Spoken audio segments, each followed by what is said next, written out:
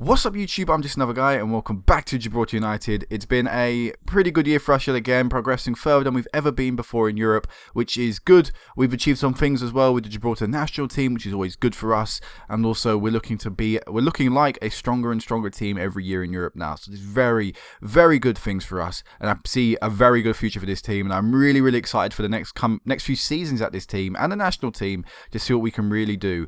So I think we'll start off with the national team first. We'll get the national team stuff out of the way, and we'll start talking about how each club and how the clubs and the league of Gibraltar have also changed. So I think it's a nice segue. Anyway, we've got the draw for the national team for the Nations League, but I will quickly go into the previous friendly against San Marino. Oh no, wait, we already did that already, so I won't go into that. We'll talk about the draw for the Nations League. So we've got San Marino, Malta, and Moldova. So, first of all, obviously, San Marino, a team we recently lost 1-0 to. I'm very, very optimistic that we can still beat San Marino, despite our failings to do so in the friendly. I think in the competitive surrounding and in the competitive mentality, we may have the edge there. Of course, San Marino, despite being ranked 178th and despite not having a very good league, they do have the advantage of having a team based in San Marino play in the Italian leagues. So they still can produce some good players. Ranked 178th, but I am optimistic that we can beat them. With Malta, again, I'm optimistic we can beat them. Azerbaijan proved to be a tough test for us, but a test that we stood very strongly against. And again, they were higher ranked than Malta, Azerbaijan. So again, I'm confident we can beat them, and we very comfortably beat Malta teams in Europe when we've played them. Sorry about that, guys. I was interrupted. But let me talk about Moldova. The third and final team in our group, 102nd, so the highest ranked team, Moldova, probably the team expected to do best out of this group. But again, it'll be another good test for us. And overall, I think the group looks very favourable towards everyone, really. I mean, everyone could do well in this group if they had a bit of luck, which, you know, in the international games, you can find a bit of luck. So, fingers crossed, you know, we can do well. But that was all I want to talk about with the national team. Just a brief thing there. So let's actually go and start talking about, you know, things like the league and everything like that. So we won the league. I've sadly progressed a little bit too far forward, but we did win the league, as you would expect. But yeah, we'll talk about how the reputation has grown. So we are now ranked in leagues the 29th best league in Europe. It's not currently in order. Now it is. So yeah, 29th best team in Europe. Probably like top 40 in the world, or top 35 maybe in the world, or something like that. But yeah, you know, really good. Above League One, we've climbed only a few places this year. I think it's only, actually only 4 places this year. But it's nice to have grown. I believe we are, you know, we're getting there. We're above now the Spanish second division. So that's nice to be ranked above them. But yeah, we're definitely pushing up this top end of the table now. You know, I only have to scroll down once to find my league. So that's really nice that we're so high. And also the second division is very highly ranked as well. Something I haven't mentioned at all. But the second division is ranked 47th in Europe. You know, it's above the English League 2. So hopefully we can get some of them teams turning professional soon and stuff, so we can have both Gibraltarian leagues as professional, because the second division is above the Irish top division, which means they really need to start becoming semi-pro at least teams and not amateur like some of them are still. But yeah, that's about the league. I really want to talk about one thing though, which I find fascinating. So, are we up here in reputation? I don't think we're a 4-star reputation team yet, no. So not up here in reputation, but the one thing I want to talk about is, I spoke about the £65 million that was injected into our club through TV revenue.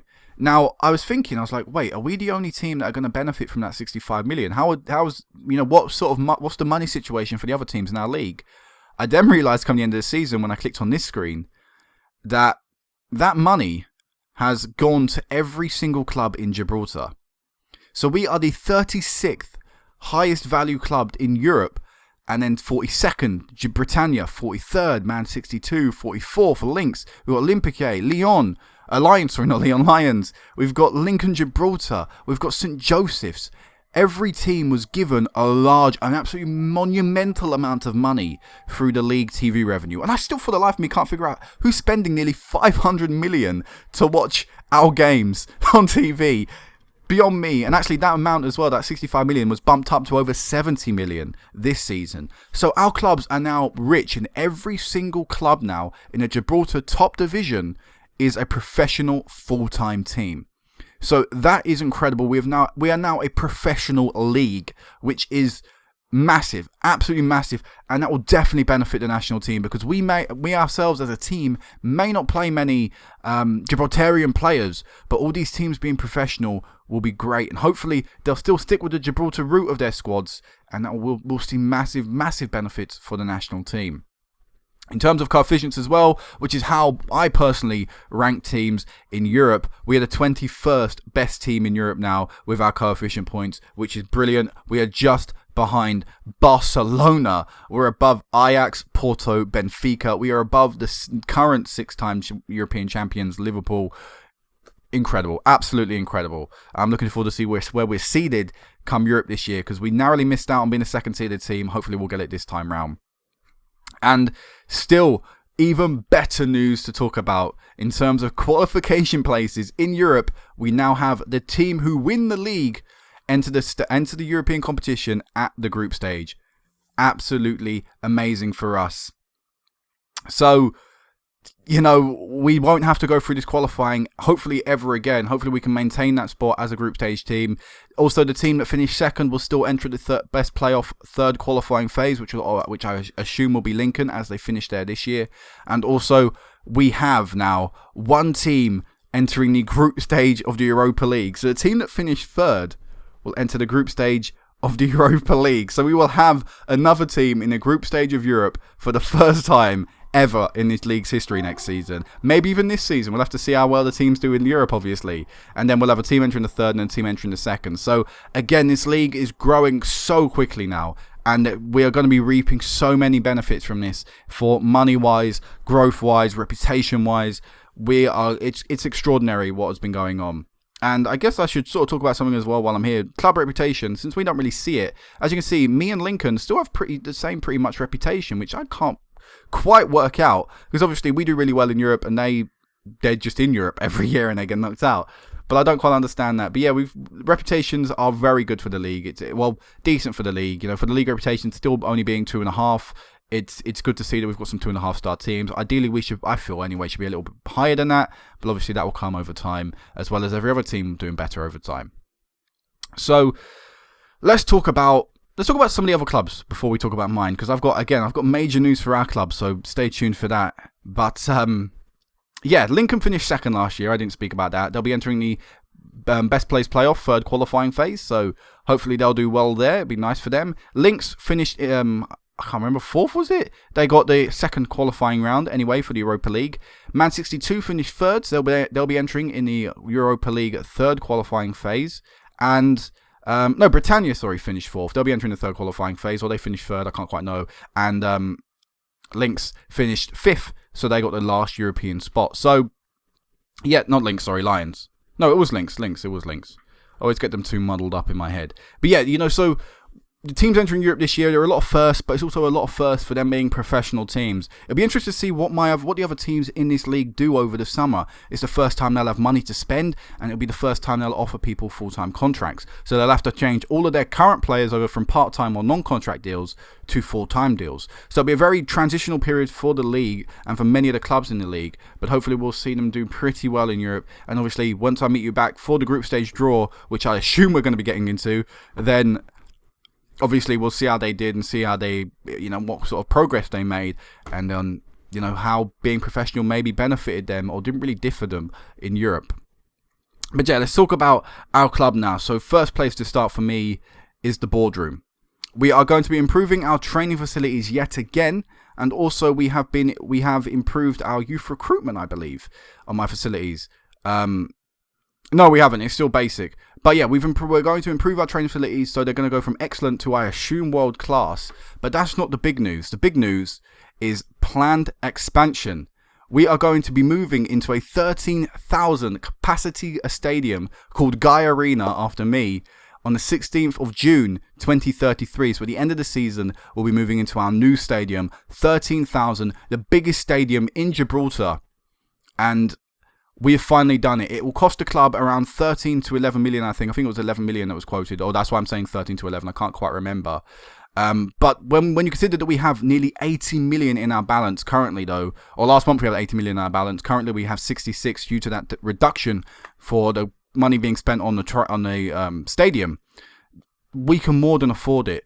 So we will be getting our own stadium next year, and we'll be the first club in the Gibraltar history to have its own stadium. It's an incredible time. This is why I'm really excited with this save, because we are achieving so many things now. And the money is just obviously making things very, very easy. And I'm going to head into the transfers, where I think that's a good transition. So we have made a signing, and a guy is going to be coming in. Anthony Leroux, the player I spoke about previously, and obviously I pointed him out, I believe I pointed him out when we played PSG. He'll be joining our club on the 26th of June 2032. I signed him for a very large fee, 26.5 million, where 17 of it is up front, 2.4 of it is going to be over 48 months, 5.5 of it will be after 50 league appearances if he ever reaches it, and 1.8 of it will be after 10 international appearances if he ever reaches it, or 10 after he makes 10 appearances for us, which if he ever meets it, because once he joins us he may be out of the team because he's joined the league, which doesn't have the same reputation as the French league, obviously. But yeah, Anthony Leroux is coming in, our new left back. If I compare him with Beckham Muster, who is someone I'm going to be trying to get rid of this season, I want Leroux and Clark to be my backup players. Now, as you can see, Leroux isn't the same player maybe technically, but mentally he's got some really good stats on him. Determination isn't as good, and his positioning is only slightly worse, which obviously are two things that can be quite important as a fullback. But I think mentally this guy is stronger than Beckham Muster. Physically as well, he's just a little bit better than Muster. Now, if we move to the physical attributes, of course, you'll see that there are a few more leaning towards Muster's side. However, at the age of 18 and with our coaching available to Leroux, I think we'll see great growth in him. And that's things that I can definitely say with my current players. So with people like Francisco Perez, who has only been here for a few months now, he's definitely seen some benefits since joining us. He's definitely grown in certain areas, and that's because I believe our training with our good facilities, and with the coaching that I'm able to provide, as you can see, everything is at a 4-star basic minimum, apart from the tactical training. So we're able to offer a good coaching standard in good facilities. If I go on team, you'll see that we've got nearly the max facilities. Now we've got the last upgrade going through on our training facilities. We'll have the best possible training facilities the world of football can offer. So we're going to see some benefits in Leroux. It may seem quite a lot, and like I say, I originally did have a deal for him which was a little bit less than that, but I think Leroux can become the best left back that we have here. He's only 18, he's very young, he's got great potential ahead of him, and I'm sure he can achieve it. If we look at his report as well, and we will find Santiago and Sanchez, who does the reports for the team that you saw at the first 11, his reports say that he's better than Beckham Muster, and I feel Leroux has the potential to be better than Beckham Muster, both technically, as he's better than him physically and mentally already. So that's the only signing I've made so far. It's a very big signing. It is our highest ever fee spent on a singular player, but I'm confident that it will pay off. And like I said, only 18, he's going to have a career of 10 plus years easy. Maybe with this club, maybe not. Maybe we'll sell him on, but he'll definitely have a very good career here while he's here. But with starting 11, I don't really know where else I'm going to improve in the team. I definitely know I can improve. I've obviously got a lot of money to play with. If I go onto my scouting, and you'll also be able to see, alright, it was there at the top anyway, but if we go here, you see that I have 40 million to spend. I believe the 17 million I've spent on Leroux hasn't been fully deducted yet, so once that gets deducted, I'll have around 20 odd million, maybe just under 20 million to spend on another player if I want one. As you can see, I'm currently looking at a striker, and the only reason I'm looking at a striker is because I felt Sonogo went a bit missing last year in a PSG game. If I have a look back at them PSG games, he got 6.3 in the first leg, and a 6.7 in the second leg. He didn't perform when we needed him, and that sort of, to me, is a sign of he's not that good of a player. So Sonogo may be someone to leave the side. I'm not too sure. Obviously, I'll have to wait and see there. But yeah, I'm very happy with this team right now, and like I say, it's an exciting period where hopefully we can spend some cash, get some good players in, and really look to improve this side and push on beyond the quarterfinals next season of the Champions League. So I'm going to end this here. I don't think there's anything else I want to go through. Not right now anyway, not at this current stage. So yeah, this is it for now, guys. If you enjoyed, make sure you give it a like. Obviously some pretty major news with the club now, and I'll meet you back for the Champions League group stage draw. So until then, peace out.